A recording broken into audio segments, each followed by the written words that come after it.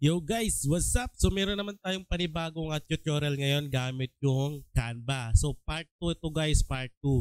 So ginawa ko ng part 2 kasi ang daming nanood ng last video natin. Yan. So tara, umpisa na natin kaagad yan. Let's go! Okay, so bago ang lahat guys, gusto ko muna ipakita sa inyo yung ginawa ko kahapon. Ayan, so gumawa ako ng portfolio, website. Dito lang din yan guys sa Canva, di ba? So ito yung ginawa ko, papakita ko lang. Yan. Kasi sa susunod na video natin, gagawin ko to ng tutorial para sa gustong gumawa ng ganito rin. Yan. So makagawa kayo ng libre gamit yung Canva. Right? So tignan natin. So ito yung ginawa kong portfolio. So andito lahat ng mga nagawa kong design sa Canva. Lahat ng design dito ay gawa sa Canva. Yan. So hindi ko pa lang nalalagay yung iba dahil sa dami. So ito pala yung nailagay ko. Ayan. Yung this names para sa teacher. Yung student organization na ginawa ko noong nakaraan. Yung campaign poster, ayan. Yung Brigada Eskwela. Temporary plate. So lahat yan guys sa Canva lang. Ayan. Printing signage. Ayan. Gcash transaction. So marami pa yan. Hindi ko pa na-upload. Meron pa nga dyan Pimaya. So i-upload ko din yan. Lahat yan ay Canva. Canva template. So nameplate, name tag. Calendar poster. Ayan. School signage. Yung store price signage. Ayan. Yung presyo. Acknowledgement receipt, yung mga resibo, kung gusto mo gumawa, ayan, meron dyan sa Canva. Siyempre, makagawa ka ng libre yan. Yan. Tapos yung logo, ayan. Social media marketing, yung mga pinapagawa ng mga client natin dyan. So marami pa yan guys, hindi ko pa na-upload kasi umpisa ko lang ito kahapon. So marami kasi yan eh. So ilalagay ko na lahat yan. Yan. Sa mga gustong tumingin dito sa ginawa kong portfolio, check nyo lang yung nasa description. Okay? Check nyo na lang yung link dyan. Yan. So tara, umpisa na natin yan. Okay guys, so umpisa na natin. Ayan, gumawa ako ng size ng 8x11 yung size niya. Ayan, so depende sa inyo kung anong size na gagawin nyo. Sa akin, 8x11. Naka-inches yan, so naka-portrait. Nakatayo siya. Okay, so pag meron ka ng Canva, create ka na lang Canva. Kung wala pa, pre-create lang naman sa Canva eh. Ayan, walang bayad. Ang may bayad nga lang yung paggagamit ka ng premium elements nila. So umpisa na natin yan. So madali lang naman gumawa dito ng mga poster or design. Basta magamay mo lang yung mga gagamitin. Ayan. So try natin to. So umpisa na natin yan. Okay. Para taglit lang naman to eh. So step by step na lang yan. So gagawa tayo ng poster para sa barangay campaign. Ayan. So part 2 na to guys yung video natin. Okay. So gagawa lang tayo ng simpleng design. Yan, so palaparin lang natin yan para magkaroon lang siya ng itsura. Yan. So sundan nyo lang yung step by step para masundan nyo. Makagawa din kayo. Okay, so palaparin lang natin yan. Marami naman shape dyan. Shirt nyo lang dyan sa may elements. Lalabas naman yung kagad dyan eh. Click nyo lang yan. Type nyo lang dyan. Kung ano yung gagamitin yung elements. Okay, so try natin to. Gawin natin dilaw. Yung pinaka background niya. Tapos yung natin, yung pang design ay try natin yung blue, di ba? Mas maganda kasi tignan pag ay blue tapos dilaw. Yan. Okay, so next natin, hahanap tayo ng magamit natin na picture. So ano lang naman to, educational purposes lang naman. Gagamit tayo ng mga picture dito. Formal attire. Yan man. Harap tayo ng photo. Gagamit tayo ng picture. So marami yan. Yan. So try na natin to. Siya na yung nasa unahan eh. Para mas mabilis yung ginagawa nating video, di ba? Yan. So, nga pala, may nag-comment kung paano daw ba mag-resize nung mag-crop ng picture dito sa Canva. So, mapapansin nyo guys, pag kinilik nyo yung picture, di ba merong ganyan? Nalabas yung ganyan. I-click nyo lang yan. Dadrag nyo lang pag di ba? Na-crop na siya. Pwede mo siyang i-crop. Yan. Yan. Napakadali lang guys. Sa mga nag-comment na yon, ayan, ganyan lang kabilis mag-crop ng picture. Yan. I-drag mo lang siya. Diba? So ganun lang kabilis yan. Okay, so yan na yung ating picture na gagamitin. So i-adjust na lang natin konti para maganda-ganda tignan. Yan. So pahabain natin para palaki-laki natin konti. Yan. Okay, so yan na yung picture natin, yung sample natin na picture. So gagamit tayo ng ano dyan, ng pan-design natin. Hanap lang tayo dito, yung shape na yan. So pili tayo ng shape. So pahabain lang natin. Yan. Yan. So ganyan lang natin para maganda tignan. Yan, di ba? Baba natin. Pahabain natin 'to. Okay, so ganyan na 'yan. Depende sa inyo guys kung anong gusto niyo design. Gagawa lang tayo ng sample para kahit papaano makagawa kayo ng design dito. Okay, so kuha pa tayo ng isa para meron tayong pan-design, panlagay. Okay, so ganyan lang natin.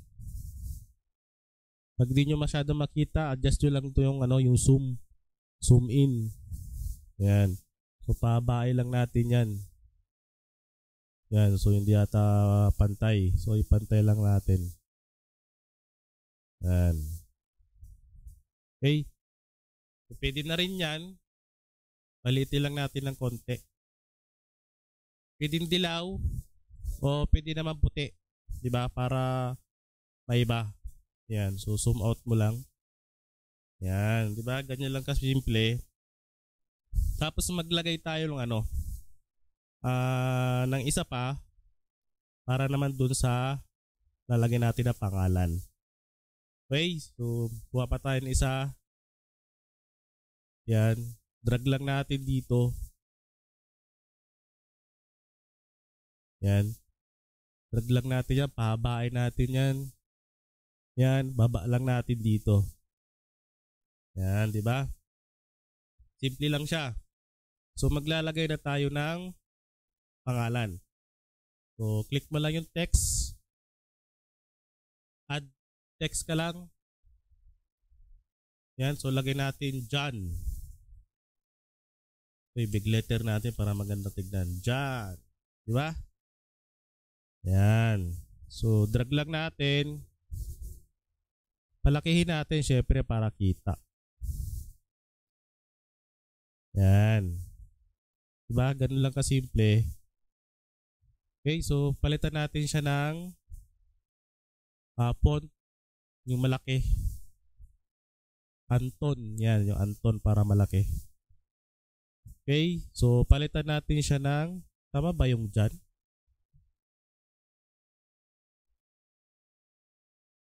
Oo nga. Yan.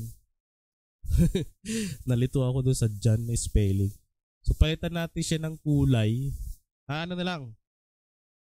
Wag nandyan. One na lang para may pagka-Pilipino talaga. Palitan natin siya ng color, yung font niya. Yung natin ng dilaw para kita. Tapos lagyan natin effects. Click natin yung outline. Tapos yung outline palitan natin ng blue. O, di ba? Ganda na. Pwede next natin yung apelido. So copy paste lang natin yan, yung pangalan yan. Lagyan natin na apelido. Ano ba apelido? Juan Rosario. Rosario na lang. Kuha mo naman yung apelido. Yan. So drag mo lang din, paliitan mo. O kaya ito adjust mo sa baba. Diba? Adjust mo muna to sa baba. So po na ilagay mo muna yung apelido. Rosario. So pag ganyan, ini-estimate nyo na lang yung design. Pwede nyo yung spacing yung letter para umaba siya. Yan. So napansin nyo, umaba siya, diba? Yan. So adjust mo na rin to. Itong sa baba na to. Yan. Diba? So nagano lang guys. Pagkatapos niyan, i-click natin tong Rosario, palitan natin na effects. Palitan natin yung blue na white para kita. Ay hindi ata kita. Mali. Gawin natin yung font niya, palitan natin ng white. Okay? So yung effects niya, palitan natin ng blue. Para di kita. So gawin natin lang siya ng white. So white na nga yun, di ba? Ang gulo ko. Palitan natin ng dilaw. Yan, di ba? So di masyadong kita. So mas maganda talaga ay blue. O, di ba? Yun na lang. Para makita lang natin yung ating sample. Blue na lang, di ba? Okay, so adjust lang natin konti. Para maipasok lang natin tong yung sa baba. Okay, so adjust lang natin yan. Yan, Rosario.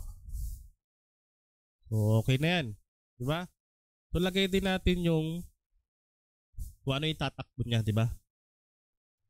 So, kuha lang tayo ng isa. Text, add text lang. Kunyari, barangay. Barangay. Kapitan. Kapitan. Yan, diba? So, ganyan, lagay mo lang sa baba. I-arrange mo lang siyang patas para maganda tignan. O kaya palitan mo yung font ng ganito. Tapos palitan mo din yung font ng mas maganda-ganda. Yung kita talaga. So ito na lang siguro. 'Di ba? So litan lang natin para Juan Rosario Barangay Kapitan. So sample lang naman yan eh. 'Di ba? Yun na yan. So, pwede mo rin palitan yan, yung font na yan. Gawin natin siyang blue. No? Gawin natin yung blue. Tapos yung background niya ay gawin natin white sa outline. So, white. Yan, di ba? Simple lang. Ganun lang kadali. Okay, so maglagay tayo ng baba natin ito konti. Yan. Para may design lang. Okay, so urong natin konti. So maglagay tayo ng boat. Yan. Boat. Okay, so lagay lang natin dito sa taas. Palitan natin ng kulay na white. Yan. White.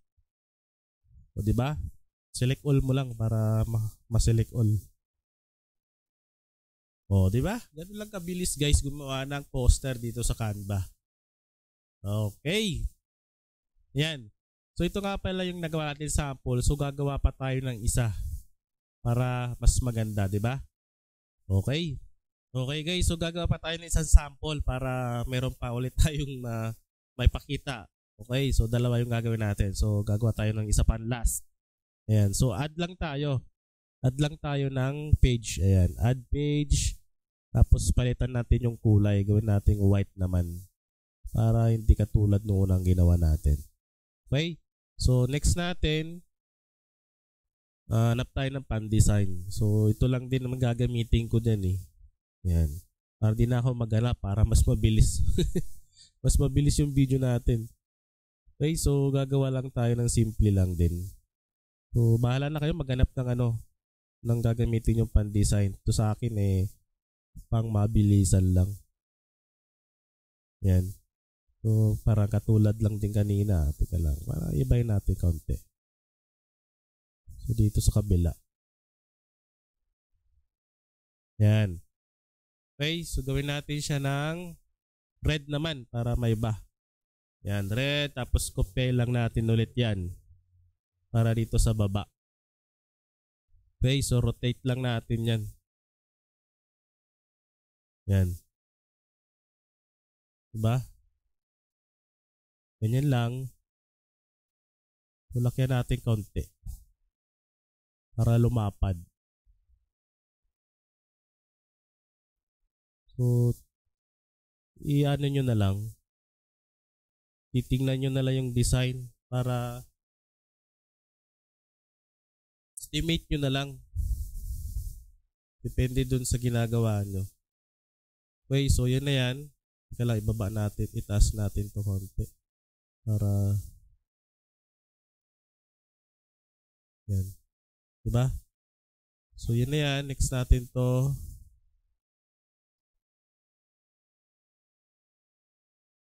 Okay. So, yan na yung ating, ano natin, design. So maghanap din tayo ng babae. Formal attire. Formal attire woman.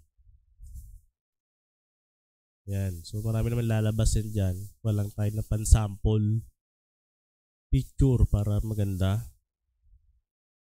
Okay. So marami nga lumabas. Pili lang tayo ng isa para meron tayong magamit. Sa dami, mahirap pumili. Okay. Walang mahanap pa. Ito na lang. Diba? So, click mo lang yan. Layer. Send to back lang. Yan.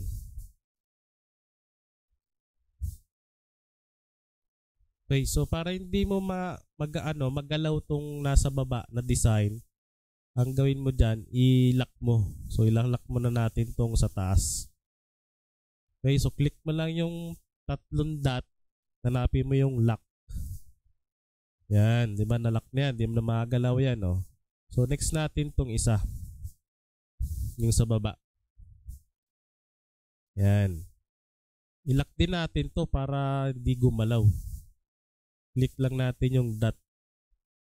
Tatlong dot, tapos lock. Yan. Okay. So, yun na yung design natin. Hindi. Taas natin konti. Kasi masyado naman bababa. Yan. So, yun yung picture. Yan. Saktong-sakto yung picture natin. Nakaano siya yung kamay niya.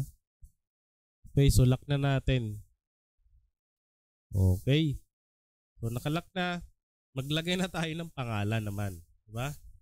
Pangalan naman lagay natin. Okay, so add ka lang ng text uli. Add text. Yan. So lagay natin, anong lalagay natin dyan? Hirap mag-isip ng pangalan Rose. Rose na lang. Mabilis. Diba? Rose. Ganyan mo lang siya. Palitan mo ng font. Anton na lang din yung sa atin para mabilis lang. So palitan natin yung kulay ng font. Gawin nating white. Tapos yung niya, yung outline niya, gawin nating try natin dilaw, pangit. Black pwede rin siguro, or blue. So black na lang siguro muna, no? Ano lang naman sample lang naman, di ba? Rose. So maglagay tayo ng apelido. Copy mo lang yan. So, Rosario na rin din para magkamag-anak sila nung ginawa natin isa. Rosario. Yan, di ba? Ganun lang. Pag alam nyong masikip yung mga na yan, pangalan, litan mo na lang. So, unlock natin ulit. So, litan natin yan. Rose. Kasi gagawa pa tayo ng nila, di ba, yung sa kung ano yung itatakbo niya. So, space natin para magkaroon lang ng humaba lang. Yan. Rose Rosario. Di ba? So, maglagay tayo kung ano yung tatakbo niya. Add lang tayo. Lagay natin barangay din. Or for Kagawad. Yan. Diba? Lang kabilis. Palitan natin ng white para kita. Yan. Yan na. O, ganun lang kabilis guys. Gumawa ng simple lang. Diba? Ayan. Okay, so yan yung ating sample para sa barangay poster sa mga gagawa. Gawa lang kayo sa Canva, libre lang naman yan. Sundan lang yung mga tutorial para makagawa kayo ng libre. Right? So maraming salamat sa mga nanood at pa-subscribe na rin guys. Okay? So thank